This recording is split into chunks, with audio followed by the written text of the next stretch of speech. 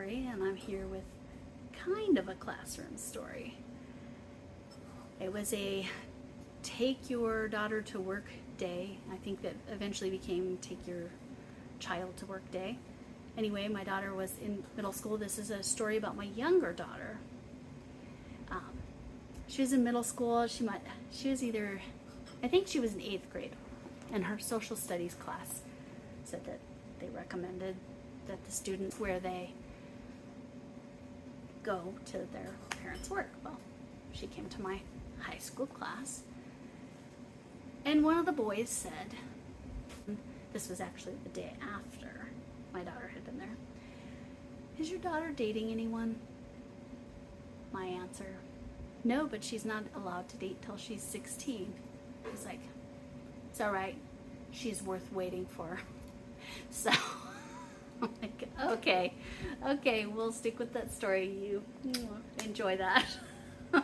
So that's about my younger daughter, who is now a grown adult and engaged and getting married next April. Anyway, but with that, there. Oh, my daughter did not go to the school I taught at, so that might be essential. So anyway, so I had a friend on Facebook when I posted my pictures of my antler hats. Now my completed antler hats are with their owner, but I have 2 more that I need to do. So my friend on Facebook, Carrie, shout out Carrie, asked, well, how do you get the antlers to stand up? What I do is I actually figure out where to position these antlers. You can see I've already inserted this where I have the stitch markers. That's to help me position it. I use the mannequin heads to kind of position that too. And these are, where are they at? These are from Amazon. They are silicone coated, oh, I'll give you the actual name, silicone cable ties. I will put a link below if anybody is interested in that. And they do wonders. So, sorry, that's the stuff I have on the inside of here is all the stuff that needs to go on the hat. So these are parts of the antlers. And here's the ears. So here's what I end up doing. I take the antler and I put it on with the seam in the back. So you're seeing the front. And I stuff kind of around it. Either yarn scraps or whatever, but not super tight, otherwise, because you don't want, single crochets can pull apart if you're stuffing too tightly. And then it runs, let me actually pull this out so you can see how it runs across the bottom inside the hat. And so I will sew over that. So it runs across, you can kind of see I bent it to kind of fit the way I wanted. And then once the antlers are sewn on, I manipulate this around however I need. But that way, it kind of fits on top of the head. And it usually needs a curve because it's kind of right at the top of the head. And then I main part of the antler first, and then I sew on this piece, and then there's one little piece, a 1/3 little piece, which I'm not seeing at the moment. Maybe I didn't make the little pieces yet for this. So, and then the little ears, I do that after I have the antlers perfectly positioned how I want them, so that the ears, they kind of get folded like this when they're sewn on, so they look like that and kind of to the side like that. So, funny story about the antlers that have already gone. A funny story about the antler hats that already went to the owner. One of them was really, really small. I made a child size for an adult person. He just has a very small head. So the customer friend contacted me and said, well, how much for a rack reduction?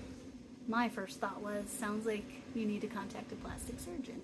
But I, of course, did not respond that way. I was being professional, or theoretically professional. Gave him a price. He upped it. So what I'm going to do is take those antlers off of this very small hat, put them on put them on, not this hat, but the other hat that I already completed. And is that in here? Oh, that is in here. So again, this is not, oh, its ears just fell out. So this hat will get the rack from, or the antlers from the hat that was really small and needed a rack reduction. And then I made little tiny, tiny antlers, like half size, 2/3 size antlers for the other hat. So that's what's going on there. I finished my last octopus hat, unless somebody else orders an octopus hat. I think this might be my favorite. I just think it came out so freaking cute. As you can see, I got a new head model. This is called a wig display rack or something like that. I like this one. I like how it sits. Again, it's not solid like the other heads that I have, but it's nice. And again, we have the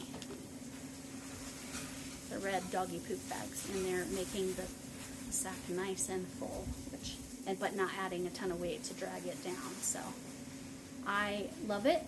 I don't think I've shown this yet. I actually sew a little Made with Love by Lori, and then it's got some washing instructions on it in there. You probably can't read that at all because it's so wobbly, but that's where I'm at on that.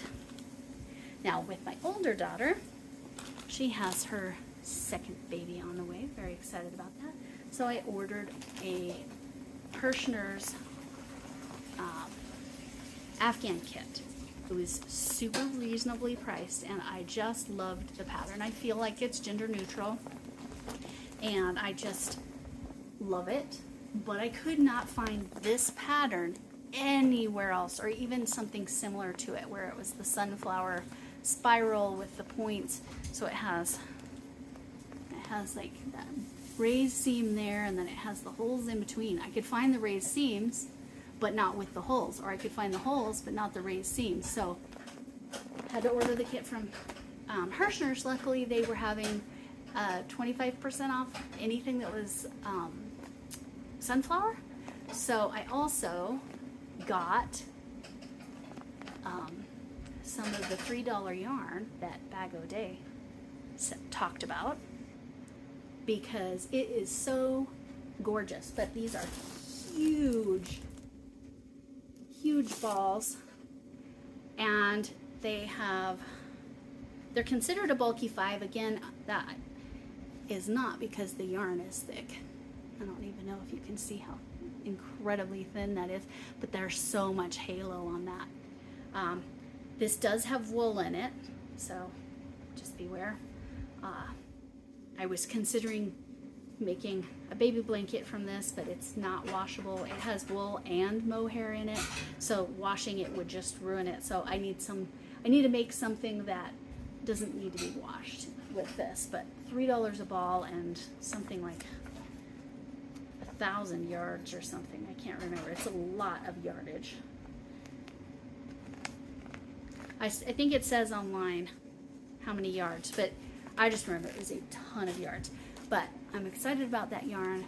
But again, Bag O' Day Crystal, Bag O' Day Crochet Crystal talked about these, and I mean, I was ordering from Hirschner's anyway, so $3 for a ball of yarn that is just gorgeous. I couldn't pass it up. I don't know if they're still there.